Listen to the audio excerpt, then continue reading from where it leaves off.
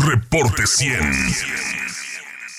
Justamente para hablar de este regreso a clases presenciales de manera voluntaria, está con nosotros el secretario de Educación y Cultura, Víctor Guerrero González, a quien le agradezco que nos tome esta llamada. Víctor, ¿cómo está? Buenos días. Juan Carlos, me da mucho gusto tener la oportunidad de comentar contigo y con todo el auditorio estas características, esos pormenores del regreso a clases presenciales, de regreso a las aulas, en este atípico ciclo escolar que estamos iniciando. Se me hacen muchas escuelas. ¿A poco si fueron 1,834, secretario? 1,834, de las cuales 1,215 son públicas y 619 particulares, de acuerdo con el registro que tuvimos en el centro de monitoreo que establecimos en la Secretaría de Educación, con el que hemos trabajado los últimos 2 meses de manera intensa para identificar aquellas escuelas que pudieron al día de ayer asegurar la recepción de alumnos. Quiero decir que todas las escuelas de la entidad, los maestros y las maestras están trabajando, se acercaron, están atentos a lo que sucede, y desde luego revisando las condiciones, los trabajos que se siguen haciendo por parte del Instituto Sonorense de Infraestructura Educativa para ir poniéndolas en condición y gradualmente, como lo hemos establecido en esta estrategia, con gradualidad ir abriendo las escuelas para recibir alumnos en cada una de ellas. Sí, en estas 1,834 escuelas, secretario, ¿qué porcentaje de los estudiantes regresó? ¿Qué porcentaje regresó a clases presenciales? Porque no necesariamente en estas 1,834 escuelas regresó el 100%. Regresó desde luego. un porcentaje menor que lo decidió de esa manera, porque era voluntario, es voluntario. Así es, totalmente voluntario, Juan Carlos, pero además atendiendo con toda puntualidad los aforos máximos por grupo que nos indica el semáforo de riesgo epidémico Sonora Anticipa, es decir, de conformidad con el color del semáforo en cada municipio, en 12 municipios que mide que nos indica este semáforo. En estos 12 municipios necesitamos que cada consejo técnico escolar identifique, por un lado, el tamaño del aula y cuántos alumnos caben respetando la sana distancia de 1,5 metros entre cada uno. Es decir, hay aulas grandes, le llamamos nosotros de 3 entre ejes, que pudieran caber hasta 16, 18 alumnos. Esos van a ser los aforos. Nunca, mientras permanezca esta circunstancia, nunca vamos a pensar en que regresen los 30 o 32 alumnos del grupo juntos. Es decir, cada consejo técnico, el director, los maestros de la escuela, los padres de familia, deciden cuántos son los niños que podemos recibir por grupo sin rebasar esta sana distancia a la que estamos obligados de acuerdo con los protocolos de salud. Sí, ¿y qué porcentaje regresó de la matrícula de estas 1,834 escuelas ayer lunes? ¿Qué dato tiene, secretario? Mira, en la matrícula de estas 1,834 escuelas regresamos presencialmente, de acuerdo con ese registro que tuvimos ayer, alrededor de 37,000 niños. Sí. Esto es un 17% aproximadamente, y es coincidente con los porcentajes que nos permiten, insisto, los colores del semáforo riesgo epidémico. Voy a poner un ejemplo, si me permites, también para que pueda ser un poquito más claro. Vamos pensando que en un grupo de tercero de primaria tenemos una matrícula de 30 alumnos. Ese es el registro, esa es la matrícula que está en Llorenia, son 30 niños que forman ese grupo. Y hay 20 papás que decidieron sí enviar a sus hijos. Bueno, el maestro no puede tener 20 niños dentro del grupo porque no se respetaría la sana distancia. Entonces, el maestro, con el apoyo del Consejo Técnico Escolar, puede decidir hacer 2 grupos de esos 20 para que 10 niños máximo 10, 9 niños, 8 niños vayan un día y otros 8 otro día, y etcétera. Esa es la gradualidad que debemos atender. Esa es particularmente la característica que debe de imperar en este regreso a las aulas. Por eso estamos hablando que es primeramente voluntario. El papá o la mamá deciden, la familia decide, sin presión de nadie. Esa es la gradualidad que estamos haciendo de manera responsable y desde luego ordenada. Sí. Aquí lo que tenemos que privilegiar por encima de todo es la seguridad de nuestros niños, de nuestras niñas. Es decir, claro que las escuelas están recibiendo a nuestros niños, pero la decisión final es de la familia. Nadie más va a decidir si manda a sus hijos o no, y nadie debe sentirse presionado. Los niños que no regresaron y que se quedaron en casa, ¿cómo están recibiendo los contenidos educativos? ¿Cómo están recibiendo? ¿Sí? Hay una serie de programas, de luego continúan los programas por televisión y por internet. Sonora tiene un programa de apoyo muy interesante por parte de la Secretaría, utilizando el internet y utilizando las redes de comunicación, el WhatsApp, el Facebook, que lo estamos haciendo también con muchos de estos niños.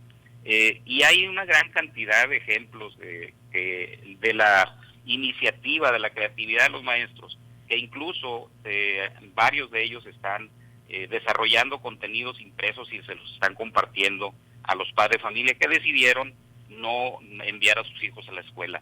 Pero aquí hay algo muy importante, si me permites, Juan Carlos, es que primeramente tenemos que ofrecer confianza, que los papás y las mamás decidan por sí mismos enviar o no a sus hijos a la escuela. Segundo, que vean que los protocolos se están cumpliendo. Y algo muy, muy importante, la participación de los papás y las mamás en estos protocolos son fundamentales. Es decir, un filtro en casa, que nos digan el papá o la mamá si el niño, si identifican alguna característica, algún síntoma en el niño, primero pues es no enviarlo a la escuela inmediatamente. Luego, un filtro en la entrada de la escuela en el que participan papás y mamás. Eso es muy importante. Los papás y las mamás están ayudándonos, muy importante es su participación en esos filtros. Ayer visitamos varias escuelas aquí en la ciudad y la verdad que vimos una participación muy responsable de los padres de familia, participando en estos filtros de salud, participando en algunas tareas de limpieza básica de las aulas, de las mismas escuelas. Esto es, la verdad, muy reconocible de nuestra parte para que sus hijos, para que las niñas y los niños tengan las mejores condiciones en las escuelas. Sí, le quisiera plantear algunas dudas de la audiencia. Me Sí, dice claro. una radioescucha, algunos papás se han quejado de que les avisaron las escuelas que si no van los niños presencial, no tendrán asesorías de los maestros, solo aprende en casa de la tele. ¿Es correcto esto que dice esta radioescucha? Estamos trabajando todavía en afinar eso. Hay algunas disposiciones que se interpretaron de esa manera, Juan Carlos, lamentablemente. Desde luego que los maestros nunca han dejado de atender a los niños en estos ya larguísimos 18 meses de confinamiento. Hay algunas actividades que están ya muy desarrolladas e insisto, ejemplos muy importantes de cómo los maestros siguen atendiendo a sus hijos, siguen atendiendo a sus alumnos, aún en estas condiciones. Otro ejemplo, para ser muy prácticos también, mira, en algunas escuelas de aquí de la ciudad, conocí una estrategia que desarrollaron en la que los maestros irán 3 días a la escuela a atender a sus alumnos que sí están desarrollando, que sí están acudiendo, y los otros 2 se enfocarán a atender a los niños que no están yendo. Esa es una decisión del Consejo Técnico Escolar, ¿sí? O sea, esos acuerdos se desarrollan en el Consejo Técnico, en el que participan, insisto, los padres de familia también, con su opinión y con su supervisión de que se estén haciendo estos acuerdos en beneficio siempre de las niñas y los niños. Sí, reporta por favor que la escuela Jaime Torres Bodet de la Colonia Olivares no tenemos maestro en el sexto A.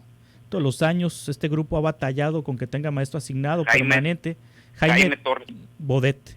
Jaime Torres Bodet, de aquí de Hermosillo. Sí, todos los años este grupo dice ha batallado con que tengan maestro asignado permanente. Llevan 3 años jubilándose los maestros y a este mismo grupo de niños ha tenido que estar cambiando de maestro a medio ciclo escolar. Es lo que le plantea María Jesús, secretario. Sí, en algunos casos lamentablemente se configura así, son los procedimientos establecidos por la Secretaría de Educación Pública. Estamos en este momento asignando todo el personal derivado de los procesos de evaluación para ingreso que ha establecido la Secretaría de Educación Pública. Recordarás, y fue un tema muy conocido, que se suspendieron, se cancelaron algunos exámenes de directores. Los canceló la UCICAN, es una institución, es una dependencia de la Secretaría de Educación Pública.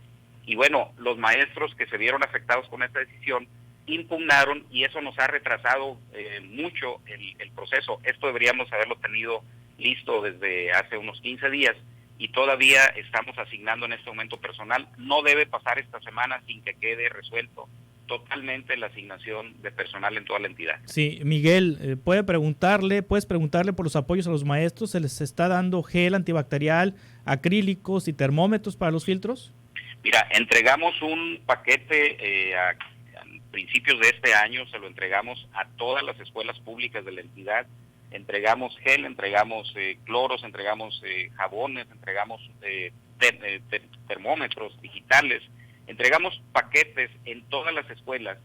Todas las escuelas públicas de la entidad tienen un paquete básico de cuidados. Evidentemente hay maestras y maestros que llevan sus propios equipos, y eso es respetable, ¿no?